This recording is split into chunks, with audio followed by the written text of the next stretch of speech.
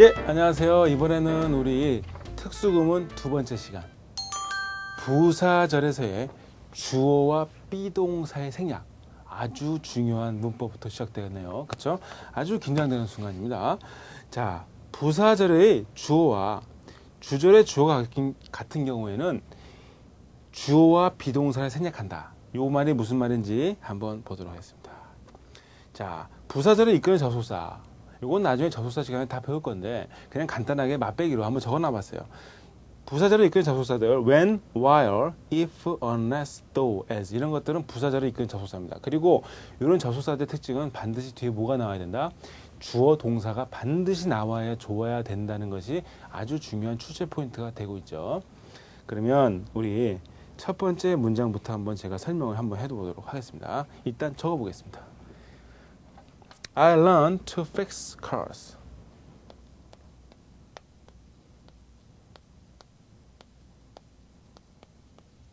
I learned to fix cars. 그 다음에 while I was in college.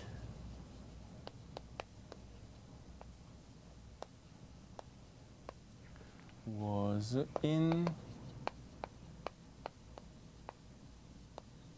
자, 이 문장을 한번 일단 해석부터 해볼게요. 나는 배웠다. 그렇죠? learn to fix. 우리 동사하고 동사가 나와서 뒷동사를 명사화 시켜준 거 우리 다 배웠던 거죠. 그래서 여기까지를 한번 주어 동사로 보겠습니다. 나는 고치는 것을 배웠다. 주어 동사 한번 해석한다고 그랬어요. 뭘? 차를. 언제? while은 뭐뭐 하는 동안이란 접속사죠. 뒤에 반드시 주어 동사가 나오게 돼 있어요. 뭐 하는 동안에? 내가 학교에 있었던 동안에. 이렇게 됩니다. 해석은. 그런데 여기서 이제 문제가 뭐냐면 여기서 이 주어와 비동사는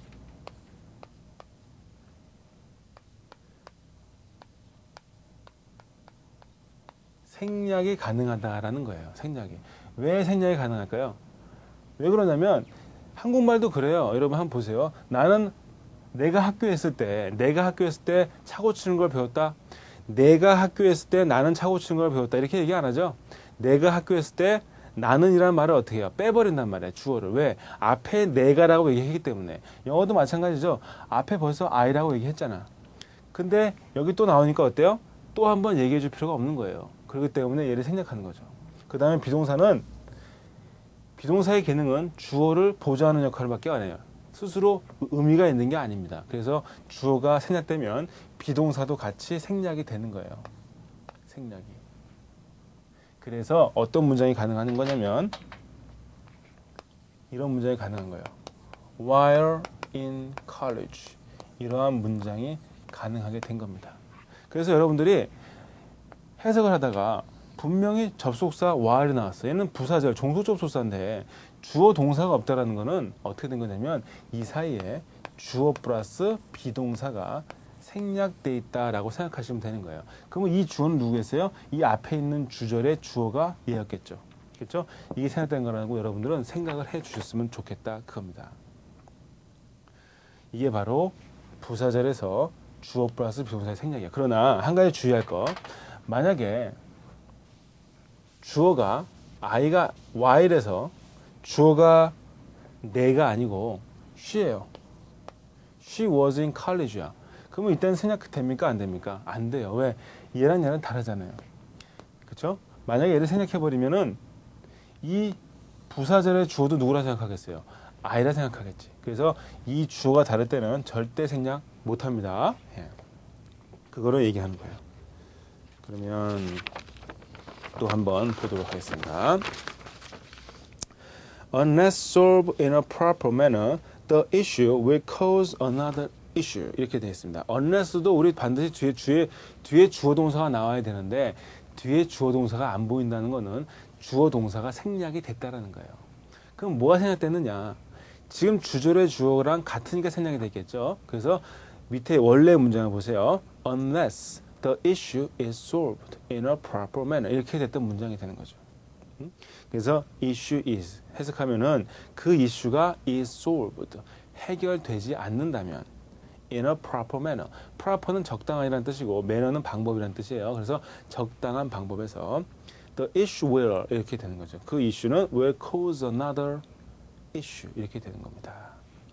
그러면 이번에는 반복되는 단어의 생략입니다. 단어가 반복될 경우 나머지 한 단어는 생략이 가능하다는 거예요. 이것도 사실 우리나라 말이랑 다를 바가 없어요. I left two cars. 나는 두 개의 차를 남겨두었어. 여기다가 in my garage and parked three cars in your garage.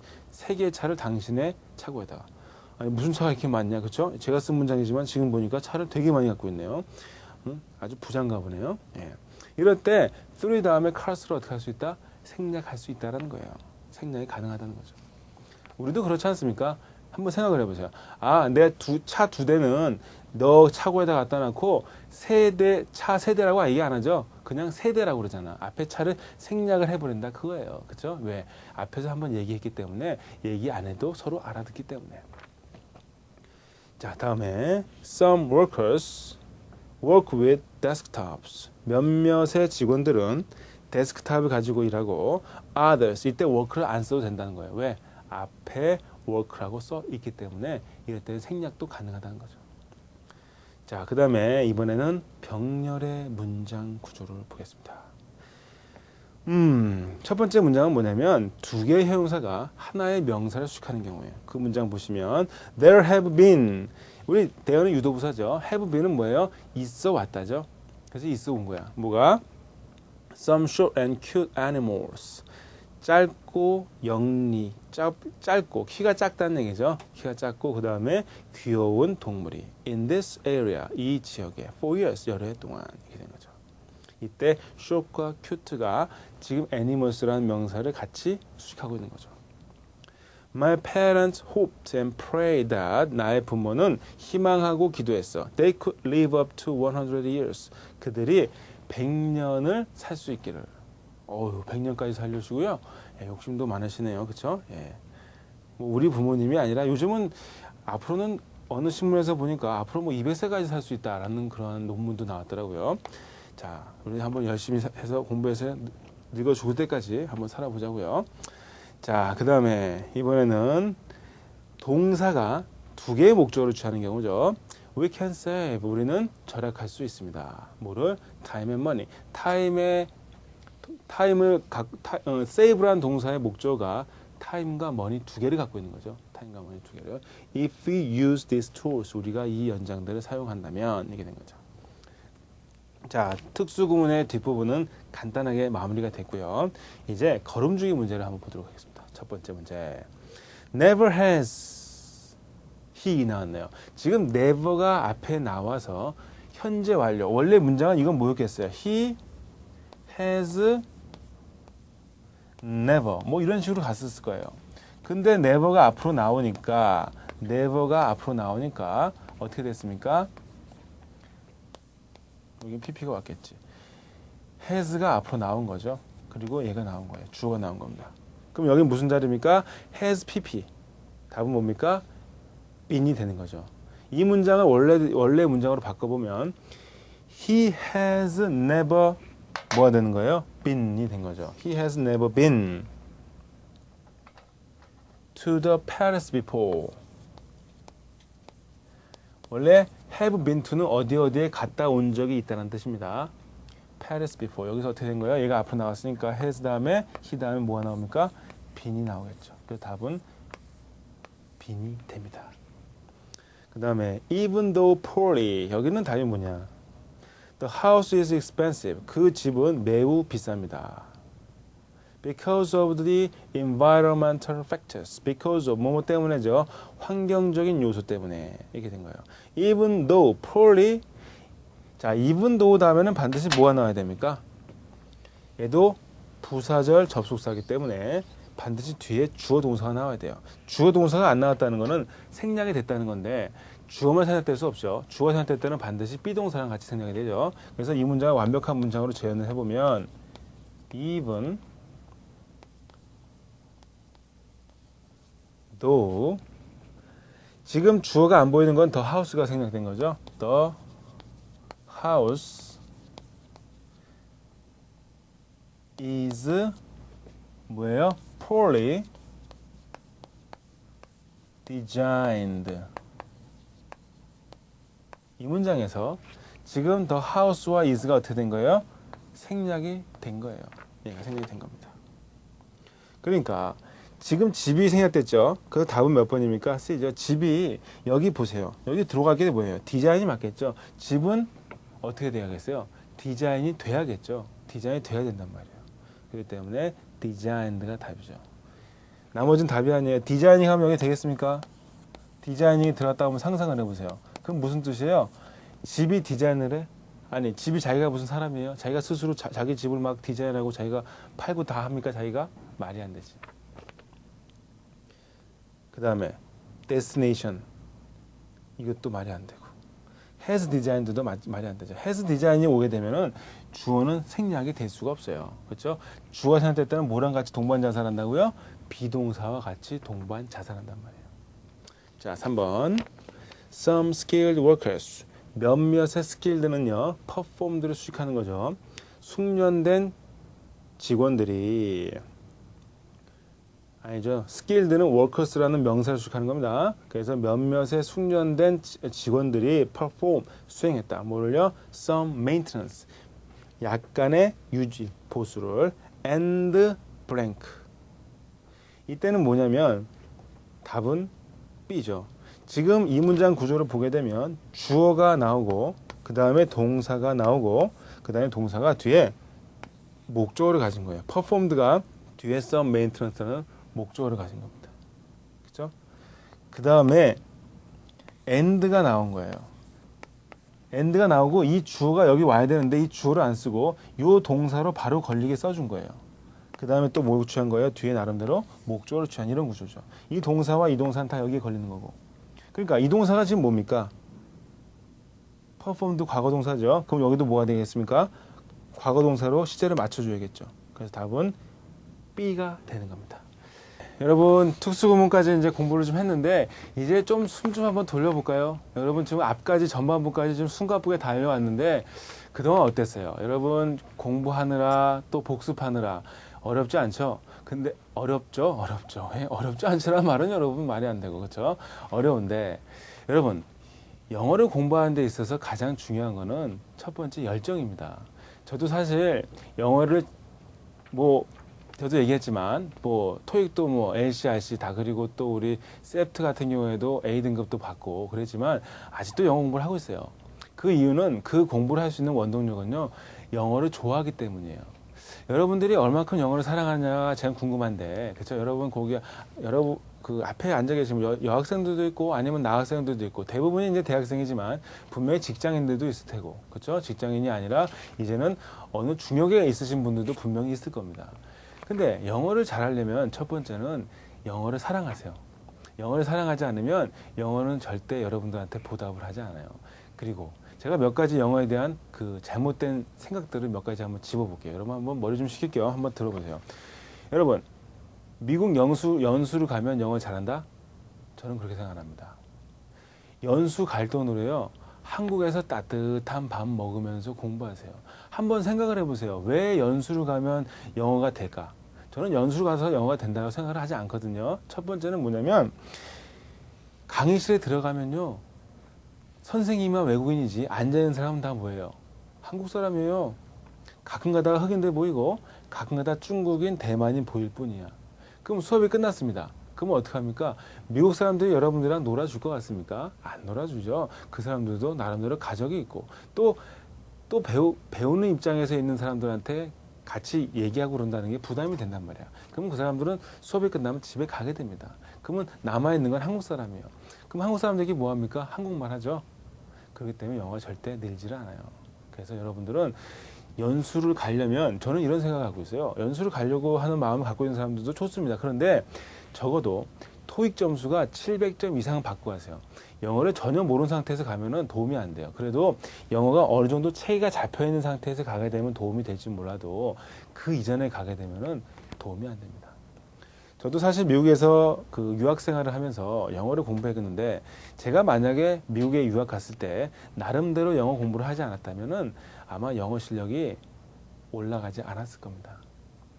저는 미국에 있을 때 어떤 식으로 했냐면 저랑 얘기해 줄 사람이 없어요. 그리고 수업을 들어가도 선생님이 교수가 얘기를 하는데 완전 굴욕이 뭐냐면 숙제가 뭔지 몰라. 완전 굴욕이에요. 그렇죠?